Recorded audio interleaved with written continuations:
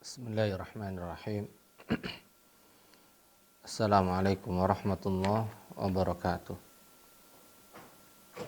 Alhamdulillah, wassalatu wassalamu ala rasulillah wa ala alihi wa sahbihi mawalah, wa la hawla wa la quwata illa billahi, amma ba'du. Ma'asyiral muslimin, para pemirsa yang semoga dirahmati oleh Allah subhanahu wa ta'ala.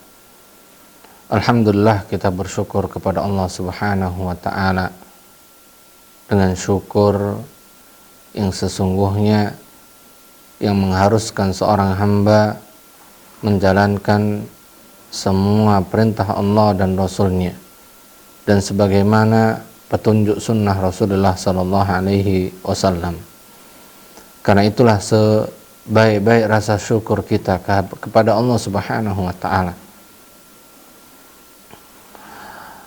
Dan kita masih dari kitab atau melanjutkan pembahasan dari kitab Al-Arba'una Haditsan fis Sibyan, pembahasan seputar anak-anak, hadis-hadis yang membahas anak-anak.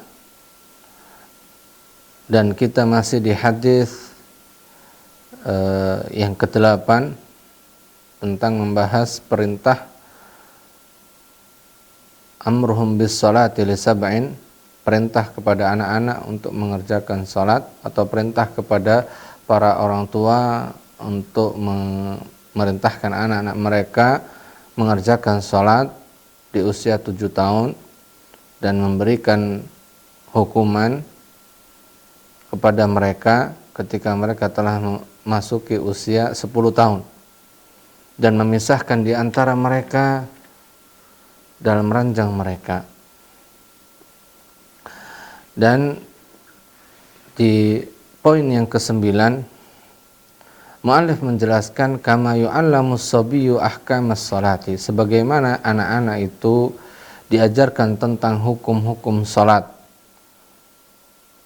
yang benar, tata cara yang benar, fa innahu yu'addabu ala mukhalafatiha, maka mereka anak-anak juga harus diberikan pelajaran ketika mereka menyelisihinya, menyelisihi hukum-hukum tersebut, menyelisihi petunjuk sunnah Rasulullah SAW dalam mengerjakan sholat, au idha'atiha, atau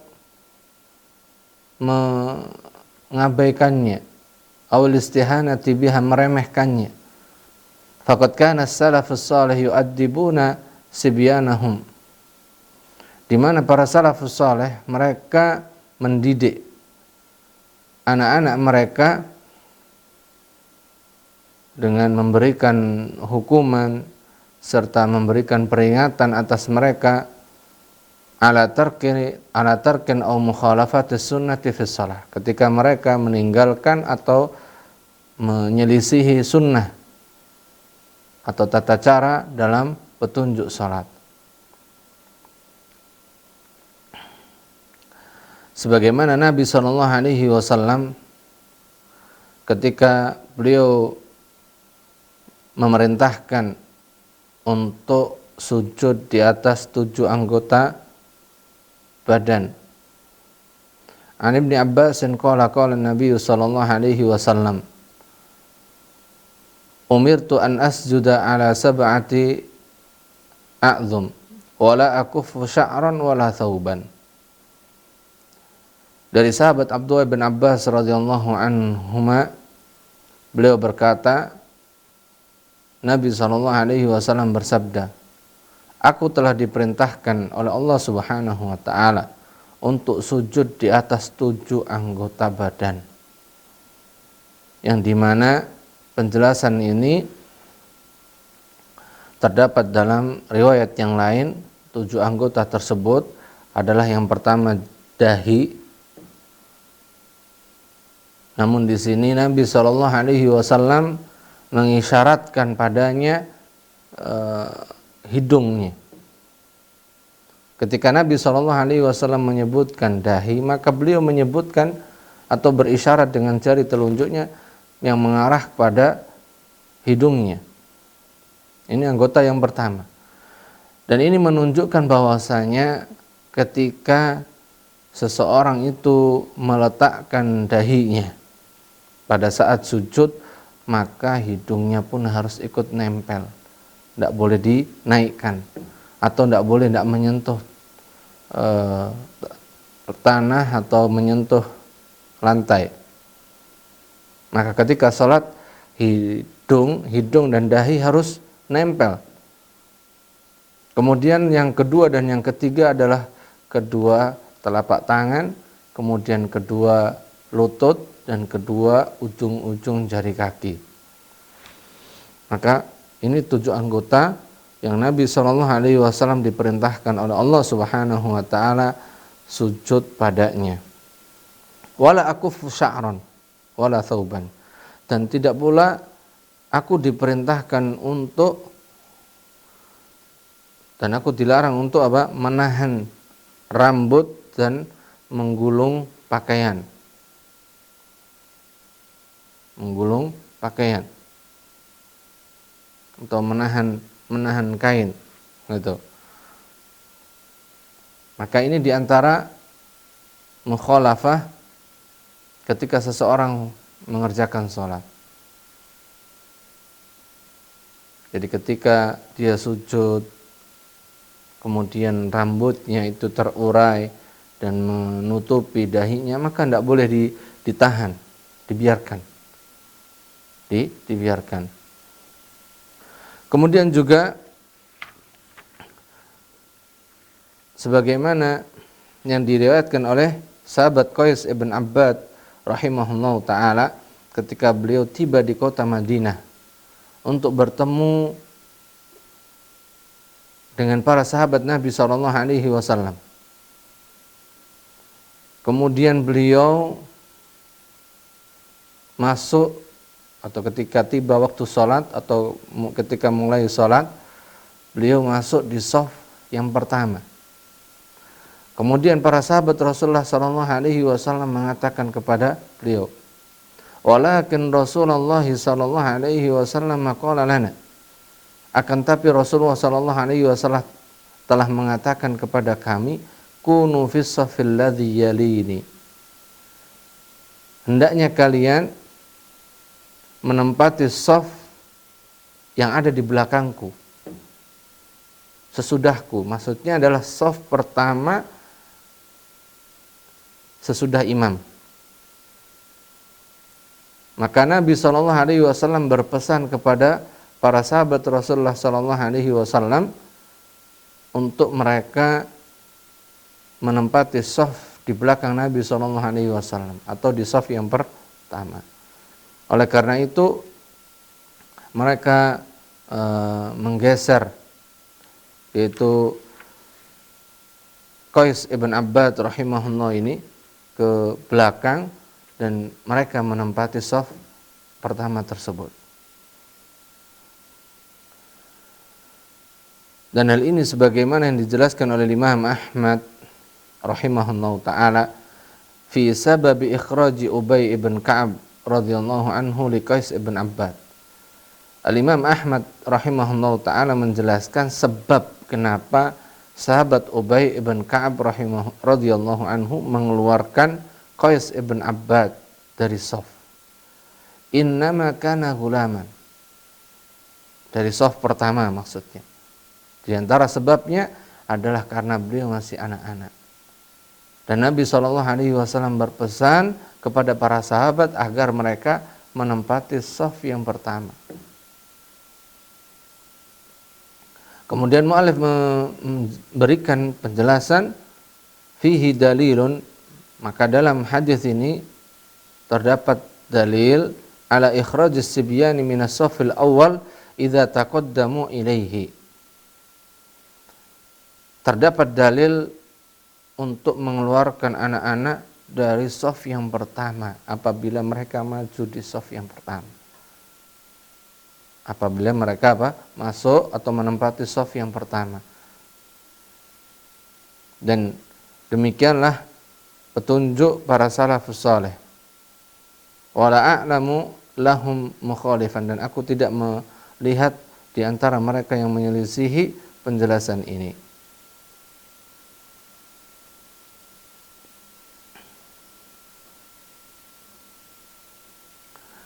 Sebagaimana pula yang dikatakan dari Ibn Suhaib, an Ibn Suhaib bin qala, kana Zirrun wa Abu Wa'ilin idza ra'awna fi saffi wa nahnu sibyanun akhrajuna. Yaitu ketika mereka melihat di shaf yang pertama itu ada anak-anak, wa nahnu sibyan, dan saat itu kami masih anak-anak, dan mereka melihat kami di shaf yang pertama, akhrajuna, mereka mengeluarkan kami dari shaf yang pertama tersebut. Begitu juga berkata Imam Al-Muharibi, sami'tu Sufyan ats-Tsauri yaqulu lil ghilman atau yaqulu lil gulam idza ra'ahu fi shaffil awal. Aku mendengar Sufyan, yaitu Imam Sufyan ats-Tsauri, mengatakan kepada anak-anak ketika beliau melihat anak-anak tersebut berada di shaf yang pertama, maka beliau mengatakan, ihtalamta, kamu sudah balik? Fa idza qala la, qala ta'akhkhar. Kalau dia mengatakan saya belum balik, maka beliau mengatakan ta'akhkhar, mundur kamu. Ambil posisi shaf yang berada di belakang. Begitu juga Al-Imam Ahmad ibn Hanbal rahimahullah mengatakan, yalil imamu asyuyukhu wa ahlul Qur'an. Yang menempati shaf di belakang imam adalah orang-orang tua dan juga orang-orang yang mereka sebagai ahlul Qur'an. Siapa ahlul Qur'an? Al-Imam Ibn Al-Qayyim rahimahullah ta'ala mengatakan bahwasanya ahlul Quran adalah mereka yang memahami tentang Al-Quran, maknanya dan pemahamannya yang benar sebagaimana petunjuk Rasulullah SAW dan yang sebagaimana dipahami oleh para sahabat Rasulullah SAW. Walaupun mereka tidak menghafal Al-Quran, atau walaupun mereka tidak menghafal keseluruhan Al-Quran, dan tidaklah orang yang mereka menghafal Al-Quran semuanya dan mereka tidak memahami tentang makna dan kandungan Al-Quran sebagaimana yang dikehendaki oleh Allah dan Rasul-Nya dengan petunjuk dan pemahamannya yang benar. Walaupun mereka menghafal Al-Quran, walaupun mereka hafal Al-Quran dan bacaan mereka bagus sekali, dengan bacaan yang benar, bacaan yang mereka bagus, maka mereka, kata beliau, laisu ahlul Quran, bukanlah termasuk ahlul Quran. Wa ta'akhkhara as-sibyan wal ghulman wa la yaluna al-imam. Dan anak-anak berada di belakang dan tidak menempati posisi shaf yang berada di belakang imam atau di shaf yang pertama. Wa min atharis salaf fi ta'lim as-sibyan ahkam as-shalah wa adabiha, dan di antara asar-asar dari para salaf di mana mereka mendidik dan mengajari anak-anak mereka tentang hukum-hukum salat serta adab-adabnya. An Ibn Sirin rahimahullah qala, Al-Imam Ibn Sirin rahimahullah mengatakan, kanu ya'murunana wa nahnu sibyanun idza dhahikna fi sholati an nu'idas shalah. Dahulu mereka, yaitu para tabi'in dan para salaf, mereka memerintahkan kami yang pada saat itu kami masih anak-anak, apabila kami tertawa ketika sholat, ketika sedang sholat, kemudian kami tertawa, maka mereka memerintahkan kami an nu'idas shalah, untuk mengulangi sholat kami. Dan ini diantara pendidikan dan pengajaran yang mereka ajarkan untuk anak-anak mereka. Yang mungkin hari ini kalau kita melihat hal ini aneh. Bahkan mungkin sebagian orang tua akan marah kalau ada anaknya disuruh mengulangi sholat lagi. Bahkan anak-anak pun ketika disuruh dan diperintahkan untuk mengulang, maka mereka lari pergi dan tidak mau bahkan. Maka hendaknya di sini para orang tua betul-betul menjaga dan mengarahkan anak-anak mereka ketika mereka diajak ikut ke masjid untuk mengerjakan salat. Qala Umar ibn Abdul Aziz rahimahullah, "In kunna lanu'addabu 'alaihi." Berkata Umar ibn Abdul Aziz rahimahullah, sesungguhnya atau ketika kami masih anak-anak, maka kami dahulu diperintahkan dan dididik dengannya ala raf'il aidi fis shalah wa nahnu ghilmanun fil Madinah, untuk mengangkat tangan kami ketika salat. Itu kami diajarkan tentangnya ketika salat, yaitu untuk mengangkat tangan, mengangkat kedua tangan ketika salat. Dan pada saat itu kami masih anak-anak, berada di Madinah.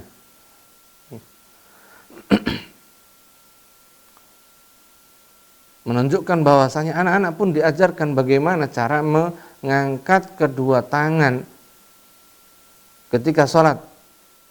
Yang dimana anak-anak sering kali mereka mengangkat tangan mereka ketika sholat. Ada yang angkat tangan, ada yang angkat tangannya asal, atau angkat tangannya main-main.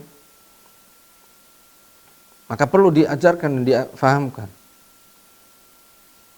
Di mana Nabi SAW mengajarkan ketika mengangkat tangan itu dengan cara yang benar adalah dengan mengangkat kedua tangan dan menjadikan kedua telapak tangannya ini karena posisinya menghadap ke arah kiblat, paling tidak menghadap ke arah kiblat.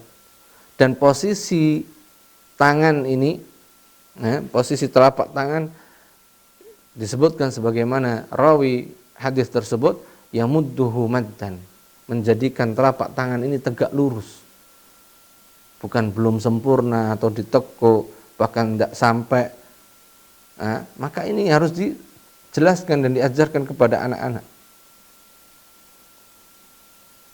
Yamudduhu maddan, tegak lurus, dan menghadap arah kiblat. Kemudian baru disejajarkan dengan pundak atau disejajarkan dengan telinga. Nah,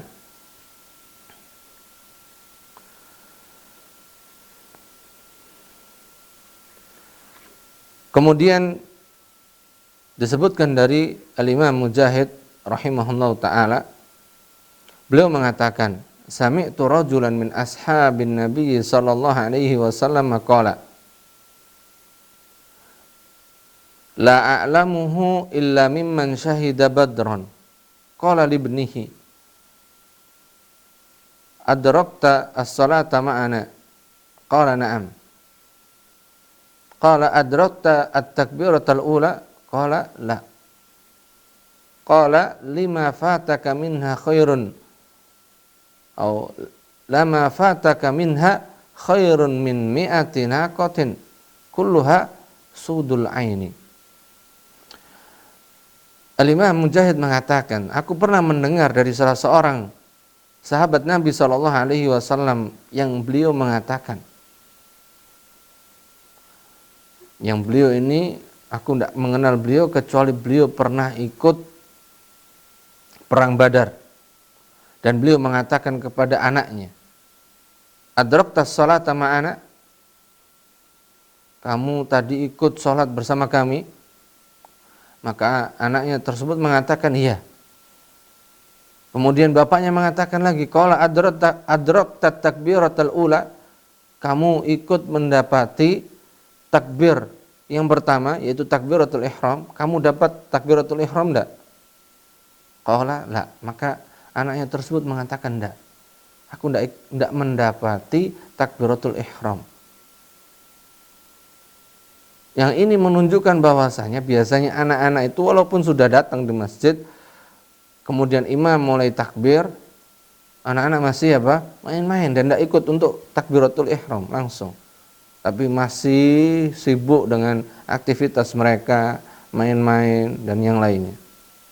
Maka beliau mengatakan radhiyallahu anhu, sahabat yang mulia ini mengatakan kepada anaknya, apa yang terluput darimu dari takbiratul ihram tersebut, kata beliau, khairun min mi'ati naqah, lebih utama, lebih baik dari 100 onta, kulluha sudul ain, yang semua onta tersebut menyenangkan pandangan.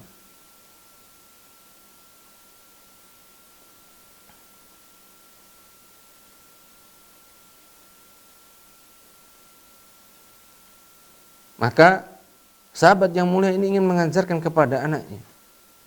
Dan ini mungkin pula yang harus kita tanamkan untuk diri kita dan juga keluarga kita, anak-anak kita, bahwasanya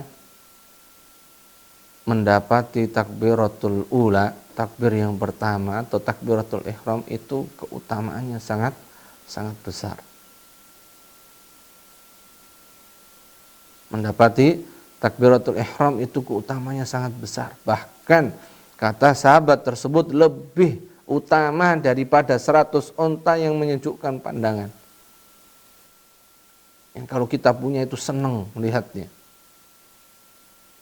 100 onta. Satu takbiratul ihram lebih utama daripada 100 onta. 100 onta harganya mahal sekali. Qultu atharus salafi fi ta'dibi wa ta'limi sibyanihim ahkamas salati katsiratun jiddan. Dan asar para salaf dalam mendidik anak-anak mereka, dalam mengajari anak-anak mereka tentang hukum-hukum salat atau yang berkaitan dengan tata cara menunaikan salat yang benar, sangatlah banyak sekali. Kemudian di poin yang ke-10, al-ashir min asbabi idha'ati sibyan li katsirin min ahkamiha. Di antara sebab anak-anak itu mengabaikan banyak dari hukum-hukum, ada wujudi al-qudwatis salihah al-muttabi'ah li hadyin Nabi sallallahu alaihi wasallam fi salatihi. Tidak adanya tauladan yang baik yang mereka bisa ikuti dalam mengamalkan petunjuk sunnah Nabi SAW dalam salatnya. Dan di sini butuh sekali kepada orang tua, para pendidik, para ustaz, para guru yang betul-betul memperhatikan tentang bagaimana tauladan yang baik untuk anak-anak dalam mengerjakan sholat yang benar sebagaimana petunjuk sunnah Rasulullah SAW. Dan Nabi SAW telah mengatakan, "Shallu kama ra'aitumuni usolli." Sholatlah engkau sebagaimana engkau melihat aku sholat. Dan ini perintah Nabi SAW kepada para sahabat. Namun perintah ini juga berlaku untuk umat beliau sesudah para sahabat, agar kita menjadikan sholat kita, setiap gerakan yang kita kerjakan dari sholat adalah sebagaimana petunjuk sholat Nabi SAW dalam mengerjakan sholat. Sehingga anak-anak yang ketika mereka melihat dan menyaksikan orang-orang yang lebih tua, baik itu orang tuanya ataupun yang lainnya, mereka melihat bahwasanya inilah sholatnya Rasulullah SAW. Sehingga itulah yang akan mereka ikuti. Fatarahum yansha'una ala khilafis sunnah. Dan inilah sebab utamanya. Sehingga kalian akan melihat anak-anak tersebut tumbuh sedang mereka menyelisihi petunjuk sunnah Nabi SAW. dalam semua hukum-hukum tersebut, khususnya dalam masalah sholat. Karena Nabi SAW mengatakan, awwalu ma yuhasabu alaihil abdu yaumal qiyamati as-shalah. Perkara yang pertama kali dihisab oleh Allah Subhanahu wa taala dari amal hamba adalah salat. Fa idza salahat sairu amali wa idza fasadat sairu amali. Dan apabila salat itu baik dan apabila salatnya baik, maka seluruh amal yang lainnya akan baik. Maka inilah kewajiban orang tua. Kewajiban setiap para pendidik terhadap anak-anak mereka untuk supaya memperhatikan tentang masalah sholat mereka, mengajari anak-anak mereka tentang tata cara petunjuk sholat yang benar sebagaimana petunjuk sunnah Rasulullah SAW. Yang dengan itu anak-anak akan tumbuh dengan petunjuk yang benar. Qala Fudail ibn Iyad rahimahullah. Berkata Imam Fudail ibn Iyad rahimahullah, ra'a Malikun ibn Dinar rajulan yusi'u salatahu. Al-Imam Malik ibn Dinar melihat seorang yang buruk salatnya. Apa yang dimaksud dengan buruk sholatnya? Berarti sholatnya bukannya tidak ruku, tidak sujud, bukan. Tapi sholatnya menyelisihi sunnah. Tata cara sholatnya tidak mengikuti petunjuk sunnah Rasulullah SAW yang benar. Faqala ma arhamani bi'iyalihi. Faqila lahu ya Aba Yahya yusi'u hadha salatahu wa tarhamu iyalahu. Kemudian beliau mengatakan,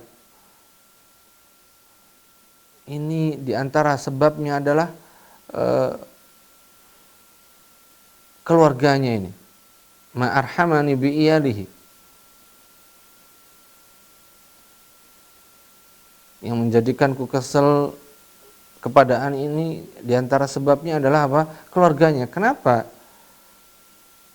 Kemudian dikatakan kepada beliau, kan anak ini yang jelek, yang buruk sholatnya. Kenapa engkau berburuk sangka atau menjelekkan keluarganya? Wa tarhamu bi iyalihi. Qala innahu kabiruhum wa minhu yata'allamun. Sesungguhnya keluarganya adalah orang tua mereka, dan dari mereka lah anak ini belajar. Dan dari mereka lah, kata beliau, anak ini akan belajar tentang sholat. Jadi sholatnya baik dan sholatnya buruk itu tergantung orang tuanya, tergantung keluarganya bagaimana mengajari dan mendidik anak-anaknya mengerjakan sholat yang benar. Karena apabila orang tua tidak perhatian dengan masalah sholat, bagaimana anak-anak akan bisa perhatian dengan sholat? Bagaimana anak-anak akan mengerjakan sholat dengan benar? Al-Hadi Asyar, kemudian di poin yang ke-11, Dalal hadithu 'alal amri bit tafriqi bainal auladi indan naum. Dan di poin ke-11 ini, di mana hadis Nabi SAW di atas menjelaskan perintah kepada para orang tua untuk memisahkan anak-anak ketika mereka tidur, memisahkan ranjang mereka, memisahkan tempat tidur mereka, maksudnya dipisah-pisahkan, setiap kasur sendiri-sendiri. Idza balagu 10 sinin, ketika anak-anak itu sudah berusia 10 tahun. Walaysa hadha at-tafriq bi khasin baina adh-dhukuri wal inath. Dan bukanlah memisahkan ranjang atau memisahkan kasur ini khusus untuk antara laki dan perempuan saja, bukan. Ya, laki dan perempuan dipisahkan kamarnya, nah, dan dipisahkan juga kasurnya, ranjangnya. Bal yashmalu at-tafriqu kadzalika baina adh-dhukuri ba'dhuhum an ba'dhin wa bainal inathi ba'dhuhum an ba'dhin. Akan tapi mencakup juga, masuk juga dalam pembahasan ini memisahkan di antara anak-anak laki antara satu dengan yang lainnya dari kasurnya, ranjangnya. Begitu juga anak perempuan dipisahkan ranjangnya di antara mereka, tidak disamakan, tidak disatukan.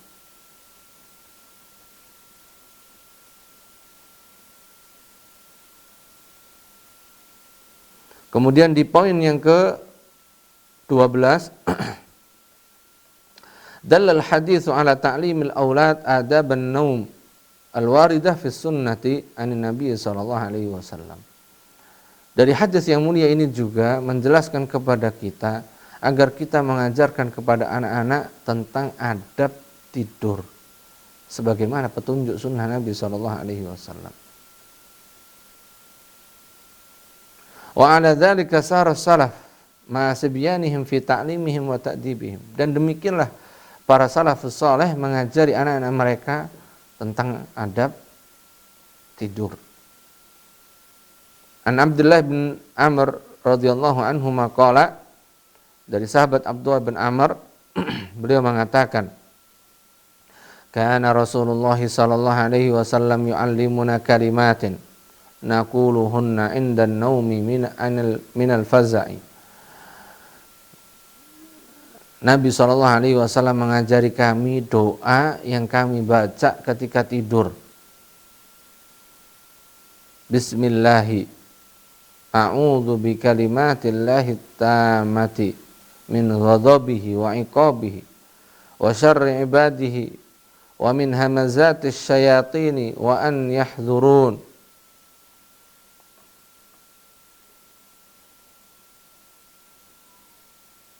Ini diantaranya. Atau dengan membaca doa yang mungkin sering diajarkan untuk anak-anak, Bismillahi Allahumma amutu wa ahya.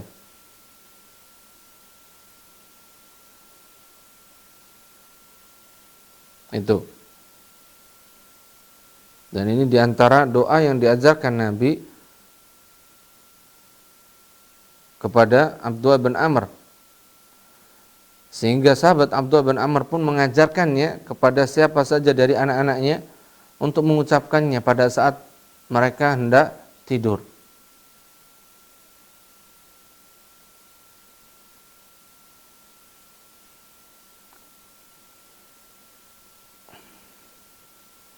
Dan juga di antara adab tidur, qala Ibrahim an-Nakhai rahimahullah, kana ashabuna ya'murunana wa nahnu ghilmanun idza awayna ila firashina an nusabbiha 33 wa nahmada 33 wa nukabbiru 34 wa yaqra'una al-mu'awwidhatain.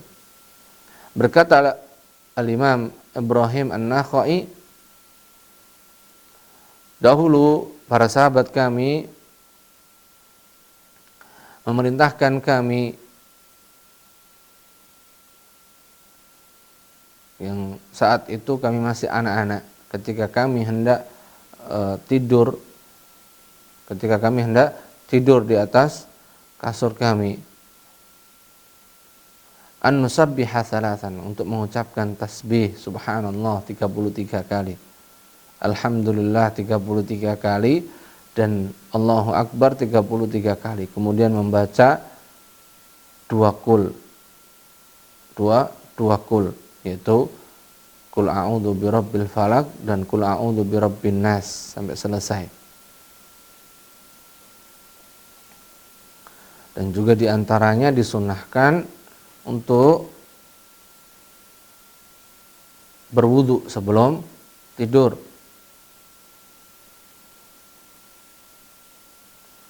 Dan di poin yang ke-13, fahima ba'du ahli adh-dhahir min hadzal hadits anna as-sabiyya la yudrab qabla bulughi sinnil 'ashirah min umurihi.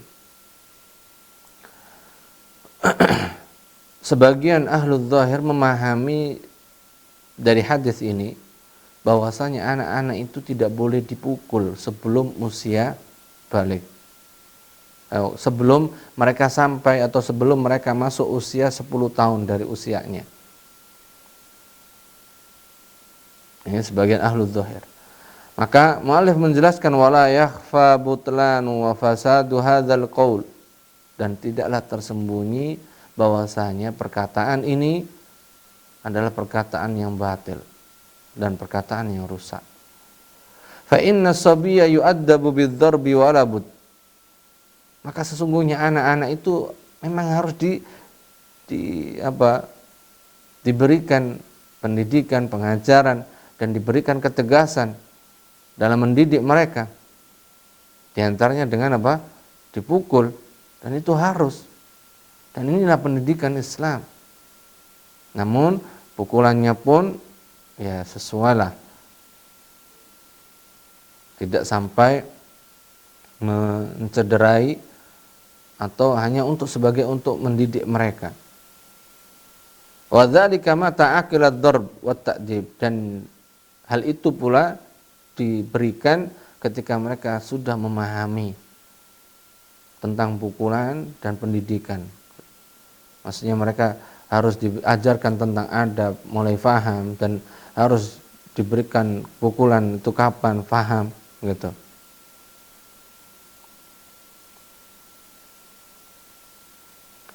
Dan para salaf mengatakan inna sabiyya la yudrabu idza syaribal khamr. Wa man minas salafis salih min ahli ilmi qala, dan siapa dari para salaf, dari para ulama kita yang mengatakan inna sabiyya la yudrab idza syaribal khamr. Sesungguhnya anak-anak tidak boleh dipukul ketika mereka minum khamr. Siapa? Enggak, tetap harus dihukum. Supaya mereka merasa kapok dengan perbuatan tersebut dan tidak mengulanginya. Au atlafa amwalan nas bitakhribi wat taksir. Au sabba walidayhi. Au tamarrada alaihima bil isyan. Atau ketika anak-anak itu merusak barangnya manusia, barangnya orang lain, memecahkannya dan yang semisalnya, atau mencela orang tuanya, atau mengganggu anak orang lain, atau dia terus dalam kemaksiatan, atau yang lainnya dari kerusakan yang itu kalau dibiarkan akan terus menerus anak tersebut mengerjakannya.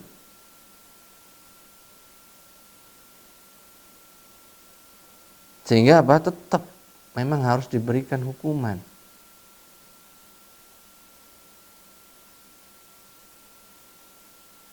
Dan di antara dalil bahwasanya perbuatan para salaf kepada anak-anak mereka menjadi bukti besar, dalil terbesar atas rusaknya penjelasan atau perkataan yang tadi, bahwasanya anak-anak tidak boleh dipukul, tidak boleh dihukum. Minha, diantaranya, dharaba Abdullah ibn Az-Zubair sabiyan saghiran fa unkir alaihi wa qila lahu. Sahabat Abdullah ibn Az-Zubair memukul seorang anak kecil. Kemudian beliau diingkari perbuatannya. Kemudian ada yang mengatakan kepadanya, taf'alu hadza bi gulamin lan tajib alaihi al-ahkam. Engkau lakukan itu kepada seorang anak yang belum wajib padanya hukum-hukum, hukum salat, hukum ini dan itu. Kemudian kamu menghukumnya, memukulnya. Qala ra'aituhu qad arafa ma yanfa'uhu mimma yadurruhu fa ahbabtu an uhsina adabahu. Maka beliau mengatakan, aku melihat anak ini sudah mulai mengenali, sudah mulai memahami apa yang bermanfaat untuknya dari apa yang memadaratkannya. Maka aku senang untuk mengajarinya adab yang baik. Maka ini menunjukkan bahwasanya untuk mengajari anak-anak tersebut adab yang baik, maka perlu ketegasan, dan diantaranya kalau memang butuh harus diberikan hukuman, harus gitu. Wa an Aisyah radhiyallahu anha qalat inni la adribul yatima hatta yambasita. Dari Ummul Mukminin Aisyah, beliau mengatakan sesungguhnya aku akan menghukum atau memukul anak-anak ini yang masih belum balik hatta yambasita, supaya dia apa? Lurus adabnya, baik adabnya.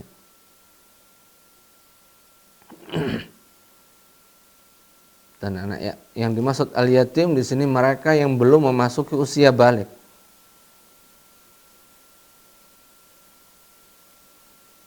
Dengan penjelasan bahwasanya sebagaimana Imam Ahmad mengatakan in kana saghiran la yaqil fala yadribuhu.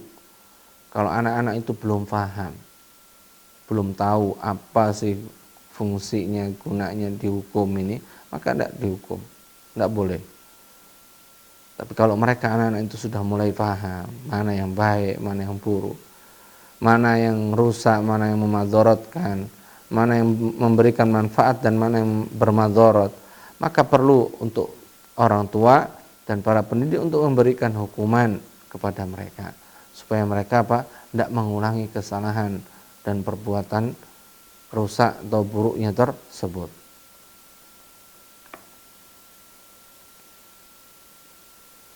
Kemudian di antara syarat-syarat yang harus dipenuhi ketika memberikan hukuman terhadap anak-anak, maka di sini ada mu'allif menjelaskan atau membuat satu kitab khusus.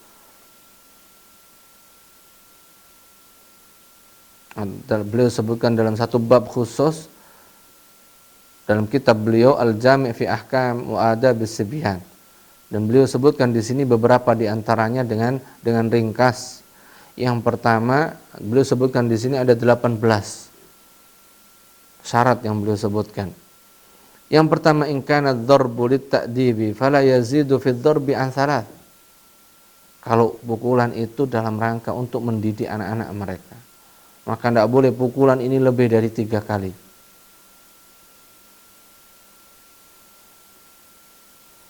Dan kalau memang dibutuhkan lebih, alla yadribahu fawqa 10 darbat. Tidak boleh memukul anak lebih dari 10 kali. Dan syarat yang ketiga, an yattaqiyallahu fi darbihi fala yadribahu darba dzulmin wa tajabburin. Hendaknya kita juga berusaha untuk senantiasa bertakwa kepada Allah ketika kita menghukum anak-anak dengan pukulan, sehingga tidak memukul mereka dengan pukulan sebagai bentuk kezaliman. Wa an yadriba darban ghayra mubarrihin, dan hendaknya memukul dengan pukulan yang tidak memberikan luka dan bekas. Kemudian yang berikutnya diantaranya an yumsika anid darbi idza dzakarallaha azza wa jalla. Hendaknya dia menahan dari memukul anaknya apabila mereka menyebut nama Allah Subhanahu wa taala.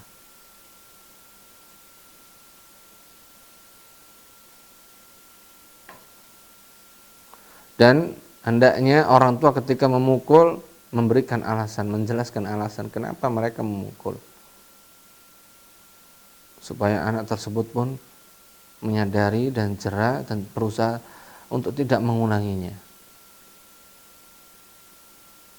Dan beberapa syarat yang lainnya yang harus atau yang disebutkan oleh mu'allif di sini, yang di sana perlu diperhatikan oleh setiap para pendidik dan orang tua khususnya ketika memberikan hukuman pukulan kepada anak-anak.